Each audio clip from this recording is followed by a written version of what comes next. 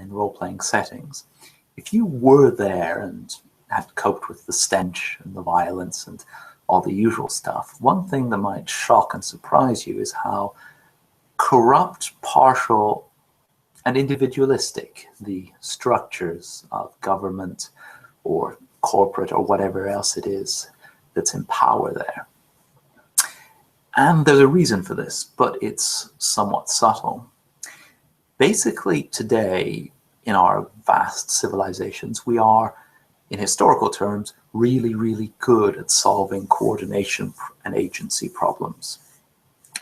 What that means is that we do very well at getting lots of people to push in the same direction, and we can do very well at being able to delegate tasks to people.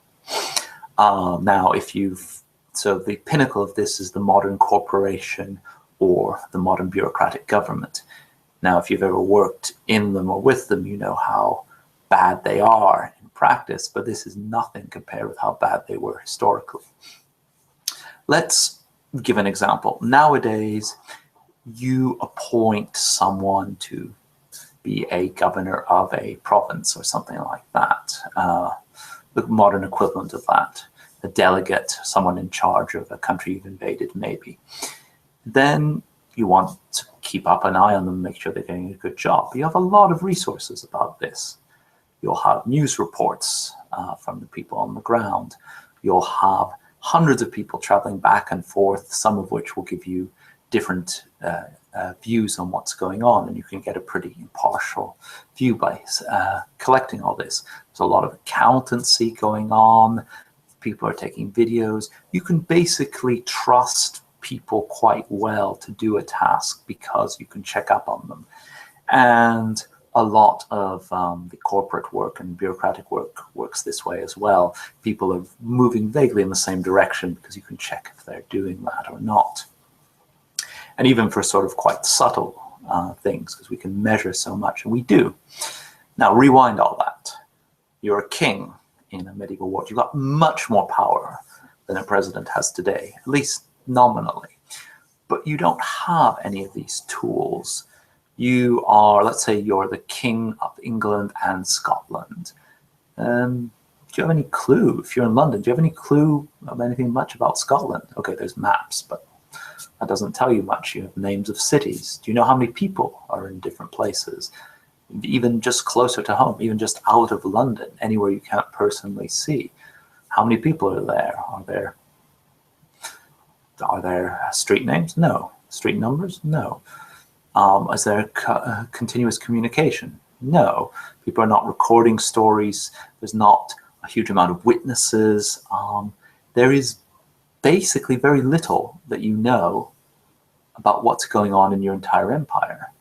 And that means that away from your direct gaze, it's very difficult to know that your delegate is doing anything proper. You could, of course, send people to spy on them, but how do you know the spies are working for you and not for them? They have their own interests. They have their own power, their own plots that they're pushing.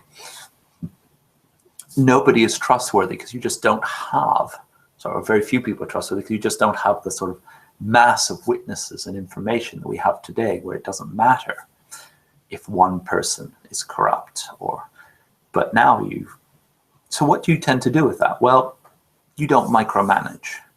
You send, say, okay, you are Duke of the Isle of Man or whatever situation there. You go there. What I want is stuff that I can measure. I want you to be able to give me a certain amount of troops if I call on them. Easy. You can count troops. You can check up on this. I want this amount of money. That's very easy if you see it coming in and you count it then. I don't want there to be a rebellion. And maybe I want people to nominally adhere to my preferred religion or something like that, or any other thing that I want them to at least nominally profess. That's doable. And then your agent, your governor, duke, whatever you've made them, is basically perfectly free, as long as they do that, to operate within those parameters. That's why in pre-revolutionary France, you farmed out taxation to private individuals who would squeeze the countryside for as much as they wanted and then send you the right amounts. Now, they were, of course, very corrupt, but that was sort of expected. You didn't have the sort of impartial accountancy that would allow you to say, to pay a salary to this person and expect them to work on that salary. Instead, you said, I want this much money. You take money, no rebellions, please. Right, go off. And that means that all through these kind of worlds, you have individuals with vast amount of individual power. In their delegates of distant powers, but they have a lot, they can do a lot, and no one can really check up on them to any large extent. That's the whole basis of the feudal system. When you move more towards, say, the Roman Empire sort of stuff, and you have the more flows of information, then you can start to, the center can start to micromanage or can require that its outlying agents operate more in their interest. But without that, you're really stuck with the whims of the local leaders. Now, local leaders might be extremely corrupt, or it might be, again, part of the job. Maybe that's how you pay yourself. Maybe that's what's expected. They have their own whims, they have their own foibles. It's a much more individualist world. And you can definitely play with that as a GM. The convince the leader that you are in the right and they'll let you go is possible in this kind of world. You can't just sort of get out of a crime in our sort of bureaucratic civilization by convincing the judge, hey, but it was a really good thing that I did, or I'm a really nice person, or this was really the right thing to do, or even I'm of the right religion, they aren't. Because we have this bureaucratic structure, but there, these individuals with so much power at all levels, it repeats itself at all levels. If you can't check up on what your servants are doing, if you're a rich hunter with servants, there's a lot of interaction about in the past about how untrustworthy servants were, because it's the same sort of problem. You don't have the information to check that they're doing a good job. You can punish them. You have great powers over them, immense powers, but you don't have the information to really know. So yeah, so at all levels, you're going to get these individuals with great amounts of power and acting according to their whims, and a complete lack of any centralized coordination. So you can get away in this world with, well, get away with murder, obviously, but you can get away with incredible amounts of stuff. Maybe there's a centralized Inquisition, everybody has to be Catholic. Just to pick on the traditional Inquisition. Okay, everyone says they're Catholic. In some places, maybe this is strongly enforced if the local guy or gal happens to be quite fanatic about this. But then maybe you have people who are Catholic with a menorah, with circumcisions, or a certain style of eating, or whatever, and the local leader doesn't care. No one's going to be able to know. So again, you can get in this kind of medieval world. So take advantage of this as a GM.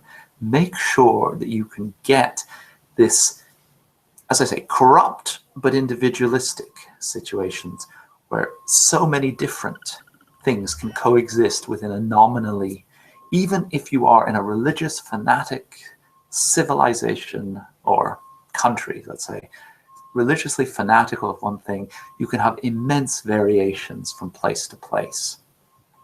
And of course, some conflict as some rumors spread across. But remember this, and sometimes the PCs can be put in this position of power as well. It would be a great thing to toss in a PC, right, go to this area, give me this much taxes, and you're on your own. And then they have to kind of sort out who they're going to get the taxes from. They might want to take only taxes from, say, morally objectionable people, or maybe only from the rich, but how do they know who's rich? Who's going to tell them? Who can they trust? Their advisors are going to get a lot of influence and corruption and individual power or stuff like that.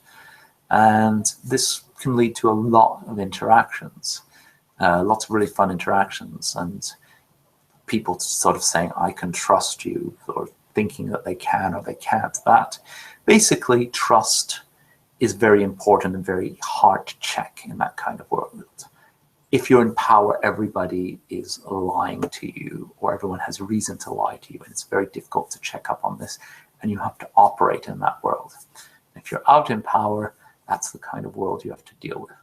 Anyway, thanks for listening. In the second half of coordination problems, I'll look at what this means for things like conspiracies.